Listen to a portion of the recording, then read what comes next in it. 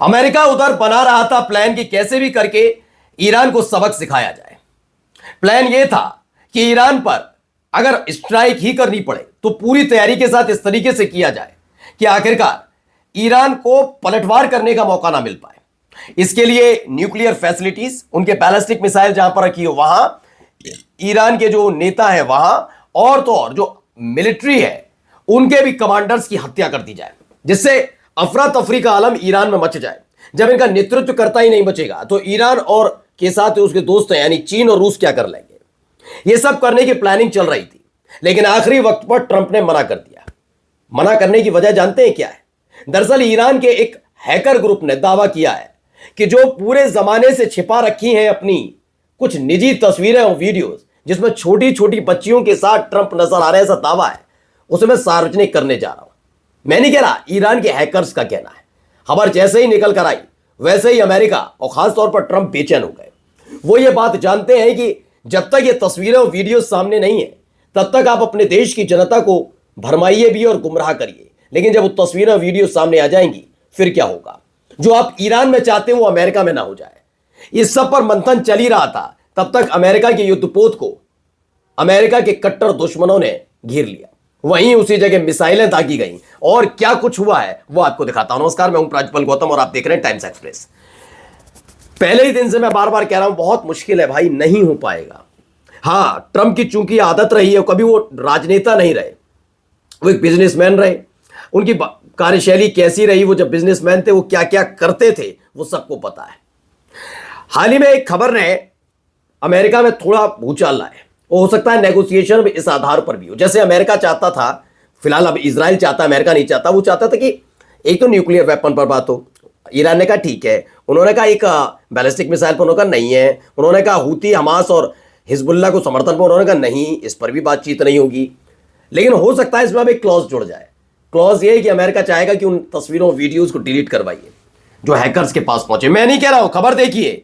Iranian hackers claim they have videos of president Trump with minors, यानी छोटी छोटी मासूम बच्चियों के साथ डोनाल्ड ट्रंप के कई आपत्तिजनक वीडियोज हैं। Threatening to release them if the US attacks Iran. अगर अमेरिका ने ईरान पर हमला किया तो वो इसे वायरल कर देगा, सार्वजनिक कर देगा, यह दावा है। यह इसलिए ऐसे दौर में है क्योंकि अमेरिका कम से कम ईरान के हैकर्स ग्रुप को अब झूठा साबित नहीं कर सकता। वजह बताता हूं क्या हुआ। साल 2023 7 अक्टूबर का वक्त था। हमास ने पहला हमला इजराइल पर किया था। इजराइल ने अमेरिका की मदद से गजा पर हमला करना शुरू किया। इन सब के बीच जहां तीन लड़ाका संगठन, जिसमें हमास भी है, हिजबुल्लाह भी है और हूती लड़ाके इजराइल को पर हमला कर रहे थे, तो वहीं दूसरी तरफ ईरान के एक हैकर ग्रुप है हंडाला। उसने हंडाला ग्रुप ने क्या किया कि पहले तो इजराइल की म्युनिसिपल कॉर्पोरेशन के अलग अलग जो शहर है उनके म्युनिसिपल कॉर्पोरेशन के सारे सॉफ्टवेयर को हैक कर लिया। कुछ काम नहीं कर पा रहा था। फिर खबर आई कि उसने कई राजनेताओं के सीक्रेट मेल्स वो सार्वजनिक कर दिए, कई नंबर सार्वजनिक कर दिए, कई चेहरे सार्वजनिक कर दिए, और एक बार में तो सेना से जुड़े कई अधिकारियों की आपत्तिजनक तस्वीरें भी शेयर कर दी। अब अमेरिका और खासतौर पर ट्रंप जानते हैं कि अगर ईरान के इस ग्रुप ने यह दावा किया है तो उसमें 100% सच्चाई हो ना हो, लेकिन अगर 50% भी सच्चाई निकली, कि वो खुद भी जानते हैं, जेफरी एप्स्टीन का नाम सुनते ही पॉपकॉर्न की तरह उछल जाते हैं ट्रंप, तो वो जानते हैं हालत खराब हो जाएगी। जो हम ईरान में चाहते थे वो उल्टा उनके देश में उनके खिलाफ हो जाएगा। दरअसल ये धमकी कैसे वक्त में दी गई, जब देखिए ये लिखा, Trump has receive several briefing on his military options should he choose to strike all of them designed to maximise damage to Iran's regime and its regional proxies, US officials said.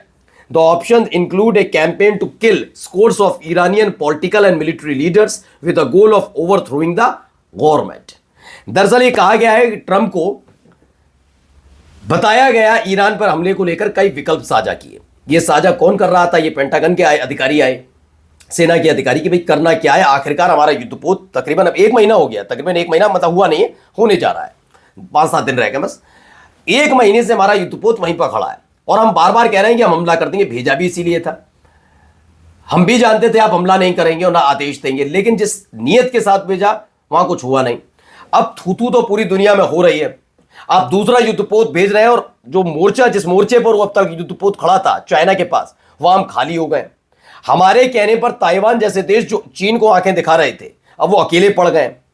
अगर हम यहां पर अपनी साख बचाने की कोशिश करते हो, चीन ताइवान पर हमला कर देता है, जिसे जस्टिफाई भी अमेरिका नहीं कर पाएगा, क्योंकि अमेरिका ने वेनेजुएला पर हाल ही में जो किया है उसका तर्क देखकर चीन ताइवान के साथ वो कर सकता है, क्योंकि अगर इतना ही शरीफ है अमेरिका तो वेनेजुएला के साथ क्यों किया। खैर मैं उस पर नहीं आऊंगा, पहले आता हूं इस पर। तो वहां फंस गया है। अब इसमें यह बताया गया है कि अगर आप चाहते हैं ईरान पर हमला करने की सोच ही ली है तो सुनिए, सत्ता बदलाव के मकसद से ईरान के कई पॉलिटिकल और मिलिट्री लीडर्स को मारा जाए, बैलिस्टिक और न्यूक्लियर मिसाइली केंद्रों पर हवाई हमले का विकल्प इसमें शामिल है। ट्रंप इस पर सोच ही पाते तब तक उन्होंने कहा चलिए मीटिंग स्थगित करते हैं, कुछ नया अभी थोड़ी देर बाद मिलते हैं। तब तक ईरान जो ये दे रहा था ईरान पर हमलों के विकल्प थी, ये खबर लीक हो गई और लीक होते ही ईरान के हैकर ग्रुप की तरफ से कहा गया कि हमारे पास आपकी कुछ बहुत शानदार तस्वीरें और वीडियोज हैं जिसमें आपकी हरकतें हैं सारी। हाँ वो बात अलग है कि अब तब आप राष्ट्रपति नहीं थे, लेकिन अब तो हैं।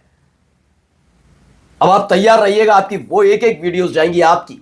मैं जेफरी एप्स्टीन का नाम नहीं लेकर, जेफरी एप्स्टीन का इसमें नाम नहीं है, लेकिन चूंकि एप्स्टीन के साथ इन तरह की हरकतों की जानकारी ट्रंप को लेकर है, तो शायद हो सकता है उसी पार्टी से जुड़ा हुआ हो। एक तरफ ये चल रहा था तो दूसरी तरफ कुछ ये हो गया। जरा देखिए, ये देखिए, एक के बाद एक कई जहाज, युद्धपोत, पनडुब्बियां आती है नजर और इनसे मिसाइलें छोड़ी जा रही हैं। यह सब हो रहा है यहां से कुछ 100 किलोमीटर की दूरी पर इसी समुद्री क्षेत्र में खड़ा हुआ है अमेरिका का युद्धपोत और दूसरा आ रहा है। तब तक रूस का यह युद्धपोत पहुंच जाता है। न केवल रूस का युद्धपोत पहुंचा, दरअसल दावा यह भी किया गया है रूस के युद्धपोत के साथ साथ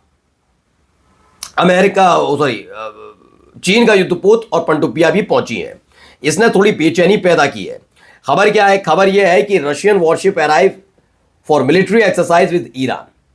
ईरान के साथ मिलिट्री एक्सरसाइज के लिए रूस के वॉरशिप्स पहुंचे। पहले ये 2 हफ्ते पहले होनी थी, लेकिन इसे स्थगित किया गया। लेकिन तब भी हमला करने की हिम्मत अब तक ईरान पर हो नहीं पाई। अब ये पहुंच गए। रूस मतलब Russia, Iran and China have deployed naval vessels for joint exercise in strait of Hormuz region under the maritime security belt 2026 framework. इसमें बताया गया है कि रूस, ईरान और चीन ने अपने जो नौसेना से जुड़े हुए शिप्स हैं या फिर अपनी तमाम और जो साजो सामान है फिलहाल स्ट्रेट ऑफ हॉर्मुज में भेजे हैं, जहां पर अब युद्धाभ्यास शुरू हो चुका है और एक्सरसाइज वहां पर चल रही है। इससे जुड़ा एक और वीडियो सामने आया, वो भी देखते चलिए। यह वीडियो भी बहुत जरूरी है।